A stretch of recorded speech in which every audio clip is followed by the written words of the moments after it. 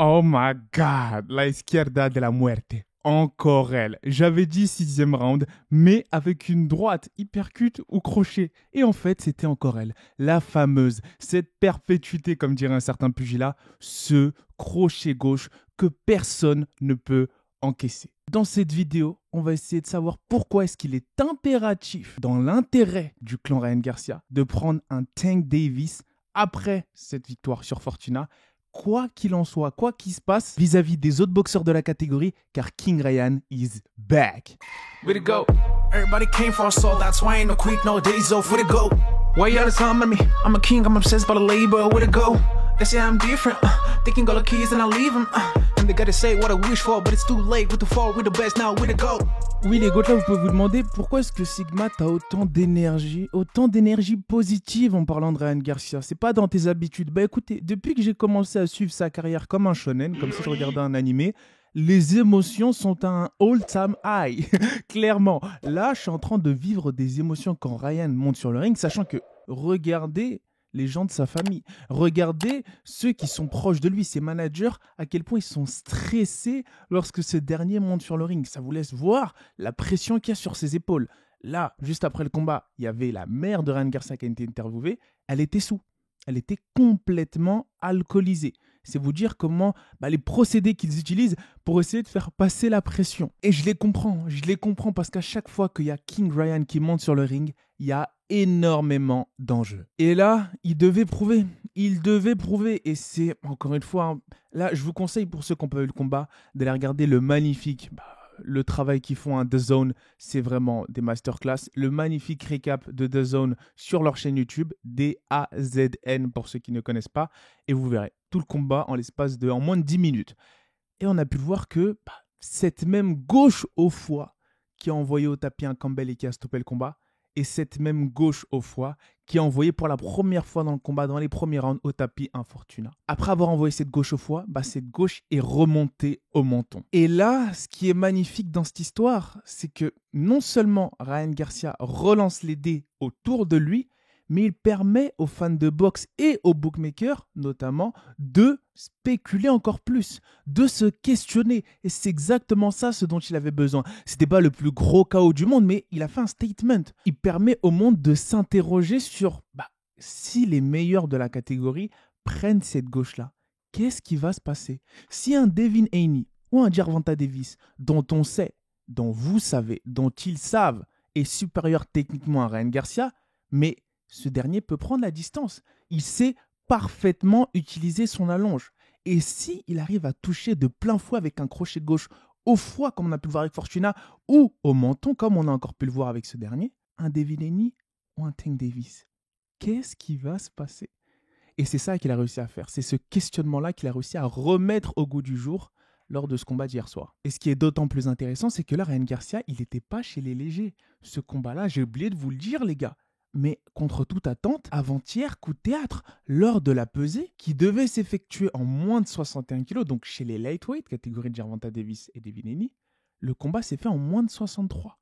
Les deux se sont pesés à moins de 63 kg, donc c'est la catégorie supérieure des super légers, là où il y a les nouvellement Teofimo Lopez, Josh Taylor, etc. Là, il y a encore plus de tueurs dans cette catégorie-là. Et donc, Ryan Garcia a clairement fait comprendre à Tank Davis ou à tout autre futur opponent, adversaire, que s'il voulait l'affronter, ce serait chez les super légers et non les légers. Donc là, il vient implicitement de dire au revoir à un combat face à Devin Haney. Il veut Tank Davis. C'est super intéressant ce qui est en train de se passer. Alors oui. Juste après le combat, on a pu voir en bord de ring une série d'interviews de ces grands médias indépendants tels que Fight Hype, Fight Hub, de Rolly Romero qui a fait l'éloge, qui n'a pas tari d'éloge vis-à-vis de son confrère Ryan Garcia et qui a dit qu'il était prêt pour les plus grands noms. Et de l'autre côté, un discours beaucoup plus modéré de la part de Devin Haney qui a dit « Certes, il a fait ce qu'il devait faire, mais il y a encore beaucoup de questions à se poser. » C'est-à-dire qu'on ne sait pas vraiment, vu qu'on a été face à un Fortuna qui est sur une pente descendante. Oui, Devin, c'est vrai, mais comme tu l'as très bien dit, il a fait le taf. Et c'est ce qu'on attendait. C'est ce que les managers, notamment Golden Boy Promotion, attendaient. On sait que lorsqu'on prend Ryan Garcia, c'est un peu une bombe à retardement. C'est une machine médiatique. C'est vraiment un monstre. C'est-à-dire que le gars, il a la possibilité, là, avec ce genre de performance, avec ce genre de performance qui, on sait, est compliqué à gérer pour lui parce qu'il a beaucoup de choses derrière. Il a les réseaux sociaux, il a tous les haters, tous les fans fanatiques inconsidérés, notamment qui le suivent.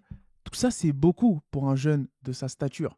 Il n'a même pas encore été champion du monde, pas encore de ceinture autour de sa taille.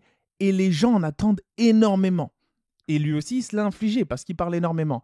Mais là, il vient de back-up ce qu'il vient de dire.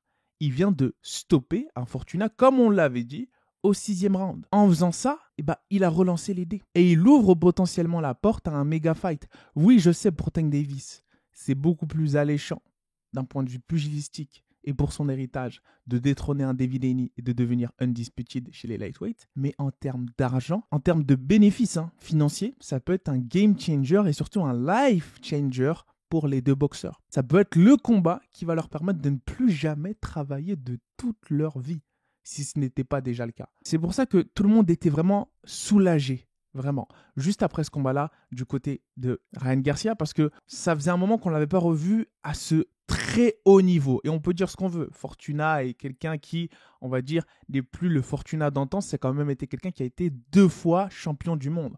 Et là, Ryan Garcia vient de stopper au 6e round avec la manière, je ne sais pas si vous avez vu, il a stoppé au 6e round avec la manière, un ancien multiple champion du monde, mais surtout, on l'a vu beaucoup plus crispy, beaucoup plus sharp en termes de défense, en termes de head movement. J'ai beaucoup aimé la manière dont il esquivait les coups, la manière dont il levait les mains intentionnellement pour tromper son adversaire. Est-ce que c'est la droite, la gauche qui part? Son direct de droit est beaucoup plus rapide que dans ses combats précédents. Son direct du droit, mais moi j'avais du mal à le voir venir. C'est-à-dire qu'il le lançait sans préparer avec la gauche. Et ça, c'était fou. Ça, j'ai kiffé. J'ai kiffé ce que j'ai vu là de Ryan Garcia. Maintenant, face à d'autres boxeurs, ça va être une autre histoire, mais au moins ça fait plaisir. Ça fait plaisir pour le gamin, j'ai envie de dire. Bah oui, parce que là, on peut dire ce qu'on veut. Avec ce crochet gauche, il a éteint un ancien médaillé d'or olympique et un ancien multiple champion du monde. Sans parler de tous ses adversaires qui sont allés au tapis. Il est invaincu, Ryan Garcia. Et avec cette perpétuité, cette sentence, lorsque tu montes sur le ring et que tu es destiné à te prendre ce crochet gauche et à potentiellement ne jamais te relever, comme ça a été le cas après le gong de Fortuna qui a à plusieurs reprises craché son protège-dents, on peut se demander ce que ça peut être, comme je l'ai déjà dit, contre les top contenders. Et si vous voulez mon avis, il doit impérativement prendre un Gervonta Tank Davis. Parce que comme là, il nous a très bien fait comprendre qu'il n'allait plus redescendre chez les légers, il allait rester en super léger, et les mecs qui sont en super léger à partir du top 5, top 10, là, ce sont des tueurs. Alors qu'en léger, lui, il était déjà dans les mandatories, c'est-à-dire qu'il était déjà dans la discussion des challengers officiels, Ryan Garcia.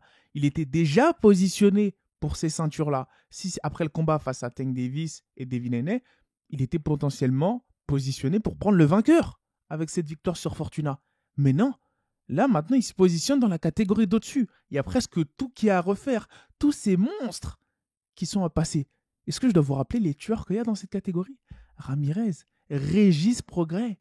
Vous vous souvenez pas de cette guerre qu'il a fournie face à Josh Taylor? Régis Prograis, dont personne ne mentionne le nom.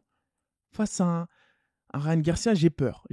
Mais ce serait potentiellement un adversaire excellent parce qu'en termes de morphologie, c'est exactement ce qui convient à Ryan Garcia.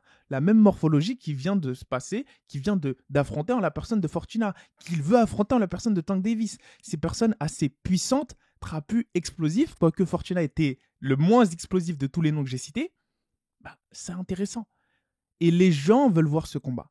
Après, quand je dis les gens, peut-être pas les vrais puristes de la boxe, mais on parle d'un business. Et est-ce que il a presque 6 fois plus de followers que Gervonta Davis, Ryan Garcia? Oui. Est-ce que ce combat-là va générer des millions et des millions de dollars? Oui. Je pense que là, en termes d'arguments, on ne peut pas faire mieux. Sachant que là, il vient de délivrer en performance. Il vient de valider. Et c'est dans son plus grand intérêt de sauter, entre guillemets, tous ces challengers qui sont pour moi presque impassables. Régis Prograis, Josh Taylor, Ramirez. Josh Taylor qui a toutes les ceintures dans cette catégorie-là. Pour moi, ces mecs-là, ils sont intouchables. Il y a même Teofimo Lopez, là maintenant, qui est dans cette catégorie-là. Il va faire du mal, lui aussi. Et ça va être compliqué s'ils font fait Teofimo. D'ailleurs, je pense qu'ils s'apprécient, hein, Teofimo Lopez et Ryan Garcia, donc je pense pas qu'ils vont se boxer tout de suite. Mais par contre, un Gervonta Davis en moins de 63, super léger, face à un Ryan Garcia, là, il y a de quoi vendre. Et c'est dans le meilleur intérêt. Et je pense que Golden Boy Promotion et le clan Garcia va pousser pour cette confrontation-là. Après, est-ce qu'il a le meilleur crochet gauche en boxe anglaise? Je dirais pas ça, mais en tout cas, je dirais le plus imprévisible. Oui. Je dirais celui que tu ne vois pas venir. Tu sais qu'il va l'envoyer, mais c'est très compliqué de le contrer. Sa distance de frappe et sa vitesse de frappe, notamment sa posture, font que tu sais pas, la manière dont il envoie son crochet gauche, tu sais pas si ça va être un crochet gauche au corps ou un crochet gauche au menton. Et on a pu voir la manière dont il a eu des difficultés, Fortuna, à justement bloquer ses crochets. Et lorsqu'il protégeait son menton et que ça touchait au corps, tapis. Lorsqu'il protégeait son foie et que ça touchait au menton, tapis. Vous avez compris? Vous avez compris la manière assez vicieuse et l'arme assez vicieuse qu'a développé un Ryan Garcia? On est littéralement dans un shonen. Le mec là, moi j'ai envie de sortir un animé sur Ryan Garcia. Le mec, son bras, c'est comme dans Hippo. C'est un fouet. C'est vraiment un fouet son crochet gauche. C'est un truc de fou. Et moi je kiffe. Je kiffe. Et en étant le plus bienveillant possible avec ce type de boxeur, s'il arrive à rester concentré comme il est actuellement, à ne pas se laisser submerger par la pression médiatique des réseaux sociaux, son entourage et surtout la pression des autres boxeurs, il y a peut-être quelque chose à faire. Il y a peut-être quelque chose à faire. Parce qu'en termes d'outils managériaux, je pense qu'il a les moyens d'aller chercher une ceinture.